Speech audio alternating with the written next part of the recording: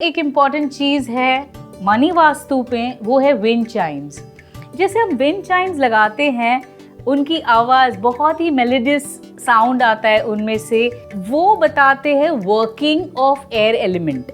जो wind Chimes रहते हैं वो हमें वो साउंड से हमें पता चलती है उनकी मूवमेंट और उनका sound, that is action. Wind chimes are a must in working areas.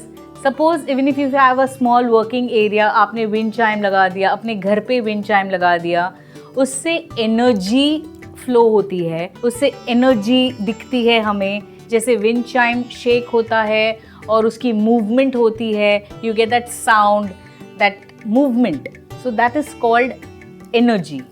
तो वर्क एरियाज में और even in your house areas, wind chimes are very prosperous. They bring in good luck and energy. सिर्फ Shemaroo astro पर अब web, mobile और TV पर उपलब्ध।